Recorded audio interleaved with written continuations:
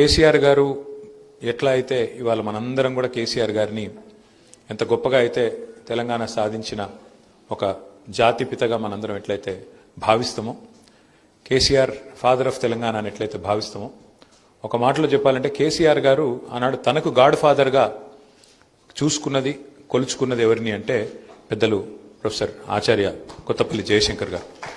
నేను ఒక 10 సంవత్సరాల పాటు, నా అదృష్టం ఒక 10 సంవత్సరాల పాటు జయశంకర్ సార్తో పాటు అభిప్రాయాలు పంచుకునేదానికి కానీ, వారి నుంచి విషయాలు తెలుసుకునేదానికి కానీ నాకు కూడా అదృష్టం కలిగింది. 2004 ఆగస్టు నుంచి 2013-14 వారు చివరి దశ దాకా కూడా వారితో ఎన్నో సందర్భాలలో ఎన్నో గంటలు గడిపే అవకాశం అందరికీ కూడా అంతమందికి దక్కింది. నాతో వారితో పాటు నాకు కూడా కొంత దక్కింది. నిజంగా ఆయన ఎంత గొప్పవాడంటే ఆయన ఒక ఎన్సైక్లోపీడియా. ఎప్పుడు ఏ రోజు ఏ సెకండ్లో మనకి ఏ అనుమానం వచ్చినా, ఏ సందేహం వచ్చినా సార్కి ఫోన్ చేస్తే ఆన్సర్ వెంటనే దొరికేది. ఫలానాది ఆయనకు తెలియదు, ఫలానా విషయం వారికి తెలియదు అనే పరిస్థితి లేదు. అంటే ప్రపంచ విషయాలు కానీ, భారతదేశానికి సంబంధించిన విషయాలు కానీ, ఉమ్మడి ఆంధ్రప్రదేశ్, తెలంగాణకు జరిగిన వివక్ష, అన్యాయం, ఏ రంగం తీసుకున్నా జయశంకర్ సార్కు తెలియని సబ్జెక్ట్ అంటూ ఉండకపోయేది. అంతలాగా ఆయన అధ్యయనం చేసేది, అంత చదివేది, అంత అర్థం చేసుకునేది, అవగాహన పెంచుకొని ఇతరుల జ్ఞానాన్ని పంచే ప్రయత్నం చేసేది. జయశంకర్ గారిని నేను కొన్ని విషయాలు కావాలని ఒక స్టూడెంట్ మాదిరిగా గుచ్చి అడిగేటాను. ఎందుకంటే సారు అల్టిమేట్గా టీచర్, ప్రొఫెసర్గా, వైస్ ఛాన్సలర్గా పనిచేసినా, ఇంకా ఎన్నో ఉన్నతమైన పదవులు అధిరోహించిన అల్టిమేట్గా వారు ఒక టీచర్ వృత్తిపరంగా. కాబట్టి అడిగితే నొచ్చుకోకుండా, అస్సలు ఏమాత్రం చెప్పిన విషయాన్ని మళ్ళీ చెప్పాల్సి వచ్చినా చాలా ఓపికగా చెప్పేది. ఒక్క మాట నాకు బాగా గుర్తున్న మాట.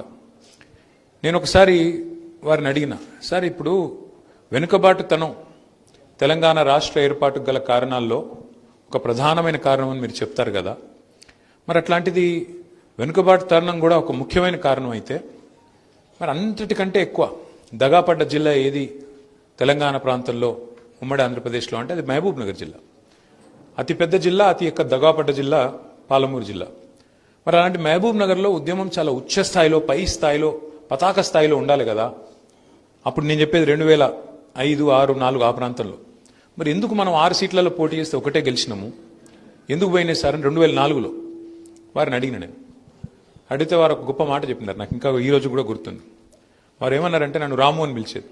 రాము, ఒకటి గుర్తుపెట్టుకో, నువ్వు ఇది మనుషులకి, వర్గాలకి, సమాజానికి, రాష్ట్రాలకి, దేశాలకు అన్నిటికీ ఇదే రకమైన ఒక సోషియలాజికల్ ఎవల్యూషన్ ఉంటుంది. ప్రతి మనిషి సహజ సిద్ధంగా కోరుకునేది ఏంటి అంటే మొదలు సెల్ఫ్ సఫిషియన్సీ, అంటే స్వయం సమృద్ధి సాధించడం. సాయంత్రం నాకు ఎక్కడి నుంచి తెచ్చుకోవాలి, నా భార్య పిల్లలకు తిండి ఎడికెళ్ళి పెట్టాలి, నేను ఎట్లా బతకాలి, మొదలు ఆలోచించేది ఎవరైనా గది. ఏం ఉద్యోగం చేయాలి, ఏం చేయాలి, ఎట్లా తనలాడాలి, ఇంటోళ్ళని ఎట్లా కాపాడుకోవాలి, నేను నా కుటుంబాన్ని ఎట్లా పోషించుకోవాలి. ఫస్ట్ సెల్ఫ్ సఫిషియన్సీ అనేది ఇంపార్టెంట్. సెల్ఫ్ సఫిషియన్సీ అనే స్టేజ్ దాటిందనుకోండి, వచ్చిందనుకోండి, నీకు ఇక తిండికి డోకలేదు, 3 పూటలకు డోకలేదు, వచ్చే నెల రోజులకు డోకలేదు అనుకుంటే, లేదా వచ్చే సంవత్సరం డోకలేదు అనుకుంటే, నెక్స్ట్ వచ్చేది స్టేజ్ ఏంది అంటే పరిణామ క్రమంలో సెల్ఫ్ రెస్పెక్ట్, ఆత్మగౌరవం. అరే నన్ను మనిషి తిరిగిన చూస్తలేరు, ఏం సంగతి, నేను గల్లబడతలేనా, నేను గాన రాకుండా అని చెప్పి సెల్ఫ్ రెస్పెక్ట్ గురించి ఆరాటం పెరుగుతుంది. 3వ దశ ఏంది అంటే ఆ సెల్ఫ్ రెస్పెక్ట్ అనేది కూడా వచ్చిందనుకో, 3వ దశ సెల్ఫ్ రూల్, స్వయం పాలన. మా రాష్ట్రాన్ని మేము పరిపాలించుకోలేమా, మా ప్రాంతాన్ని మేము పరిపాలించుకోలేమా, మాకేం తెలివి తక్కువ ఉందా, వనరులు తక్కువ ఉన్నాయా, మాకు లీడర్షిప్ కేపబిలిటీస్ లేవా అనే పరిస్థితి వస్తుంది. ఈ 3 దశల్లో మీరు చెప్పిన కరీంనగర్ కానీ, వరంగల్ కానీ నీళ్లు రావడం వల్ల, గోదావరి నీళ్లు రావడం వల్ల వాళ్ళు కొంత ముంగటున్నారు, సెల్ఫ్ సఫిషియన్సీ అనే స్టేజ్ దాటినరు. అందుకే సెల్ఫ్ రెస్పెక్ట్ అనే మూమెంట్లో వాళ్ళు ముంగట ఉన్నారు, వాళ్ళు ముందరవాడి కొట్లాడుతున్నారు. కొద్దిగా అక్కడ నీకు ఎక్కువ కనబడుతుంది రెస్పాన్సు. అదే మహబూబ్ నగర్ ఇంకా సెల్ఫ్ సఫిషియన్సీ కోసం తనలాడుతుంది కదా. వలసల జిల్లా కదా రాము, 14 లక్షల మంది వలస పోతారు ప్రతి సంవత్సరం, సీజన్ టు సీజన్ నడుస్తుంది అక్కడ. వాళ్ళకి ఇప్పటికిప్పుడే నువ్వు ఆత్మగౌరవ జెండా ఎత్తు అంటే తిండికి లేకపోయా నేనేడికెళ్ళి చూడాలంటారు. కాబట్టి గట్లున్నది, అర్థం చేసుకో అని చెప్పిండు.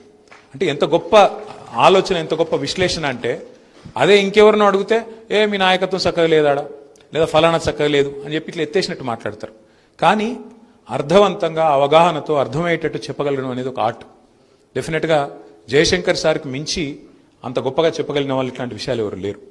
2వ మాట ఆయన పదే చెప్పేది, ఉప ఎన్నికలకు కేసీఆర్ గారు ఒకసారి కాదు ఎన్నిసార్లు ఉప ఎన్నికలు వచ్చినాయంటే ఆ రోజుల్లో ఎన్నిసార్లు రాజీనామా చేసిందంటే తెలంగాణ రాష్ట్ర సమితి అనే పార్టీ పెట్టిన తర్వాత కేసీఆర్ గారు మీకు తెలుసు తెలంగాణ రాష్ట్ర సమితి అనే పార్టీ పుట్టడమే పదవీ త్యాగంతో పుట్టింది. డిప్యూటీ స్పీకర్ పదవికి శాసనసభ్యత్వానికి రాజీనామా చేసి ఉప ఎన్నికను అనివార్యం చేసి ఉప ఎన్నికను ఆహ్వానించి అందులోంచి ప్రజాశక్తిని దేశం మొత్తానికి చూపెట్టింది కేసీఆర్ గారి నాయకత్వం. కానీ రాజీనామాలు రిపీటెడ్గా అవుతా ఉన్నాయి. 2006లో 2008లో అయినప్పుడు నేను అడిగిన సార్ని, సార్ రెండోసారి ముఖ్యంగా 2008లో రాజీనామా చేసినప్పుడు కేసీఆర్ గారు, నేను జయశంకర్ సార్తో కొద్దిసేపు వాదం పెట్టుకున్నా. మళ్ళీ ఎందుకు రాజీనామా చేయాలి సార్, మొన్ననే చేస్తాం కదా 2006లో, సార్ ఎందుకు చేయాలి కేసీఆర్ సారు అన్న. అంటే ఆయన గొప్ప మాట అన్నాడు, గుర్తుపెట్టుకో రాము, ఉద్యమానికి 3 పార్శ్వాలు ఉంటాయి. మొదటి పార్శ్వం సెన్సిటైజేషన్, భావజాల వ్యాప్తి. అది నిరంతరం జరుగుతూ ఉండాలి. భావజాల వ్యాప్తి అంటే తెలంగాణకు జరుగుతున్న అన్యాయం పట్ల చర్చ జరుగుతూ ఉండాలి. రెండవ దశ, రెండవ పార్శ్వం యాజిటేషన్, ఆందోళనాపథం. ఎప్పుడు సందర్భం వస్తే ఎప్పుడైనా, ఇప్పుడు ఉదాహరణ కిందాక పెద్దలు చెప్పినట్టు నిరంజన్ రెడ్డి గారు, నాగార్జున సాగర్ ఎడమ కాలువ మీదనేమో లిఫ్టులు మన రైతులు మెయింటైన్ చేయాలి, కుడి కాలువ మీద మాత్రం ప్రభుత్వం మెయింటైన్ చేయాల్సి వస్తుంది అన్నప్పుడు కోదాడ నుంచి హాలియా దాకా ఆ రోజు కేసీఆర్ గారు పాదయాత్ర చేయడం జరిగింది. సో అట్లా ఆందోళన పదంలో ప్రయాణం చేయడం. ఆర్డీఎస్లో అన్యాయం జరుగుతున్నది, మనకు నీళ్లు రావడం లేదన్నప్పుడు నడిగడ్డలో ఆ రోజు జోగులాంబ నుంచి కింద గద్వాల దాకా కేసీఆర్ గారు పాదయాత్ర చేసినారు. 2001-2 నేను చెప్పేది. అట్లా ఆందోళన పదంలో పోవాల్సి వచ్చినప్పుడు పోవాలి. మూడవది democratization, sensitization, agitation, democratization. Democratization అంటే ఏంటి? ఈ ఆందోళనని, ఈ భావజాల వ్యాప్తిని అల్టిమేట్గా ఒక రాజకీయ శక్తిగా మలిచి, ఓట్ల రూపంలో మలిచి, సీట్ల రూపంలో మలిచి, ఆ సీట్ల ద్వారా యాచించి కాదు శాసించి ఢిల్లీ మెడలు వంచి తెలంగాణ తెచ్చుకోవాలి. ఇది కేసీఆర్ గారికి ఆయన నూరి పోసిన ఒక ఉద్యమ పంద. అంటే ఇవాళ చూస్తూ ఉంటాం, చూడండి, ఢిల్లీలో 75 సార్లు మన ముఖ్యమంత్రి రేవంత్ రెడ్డి ముఖ్యమంత్రి అయిన తర్వాత ఇది 75వ సారి ఈరోజు ఢిల్లీలో ఉన్నాడు. ఆయన ముఖ్యమంత్రి అయి 32 నెలలు కాలే, ఎల్లుండితోనో రేపటితోనో 32 నెలలు అవుతుంది.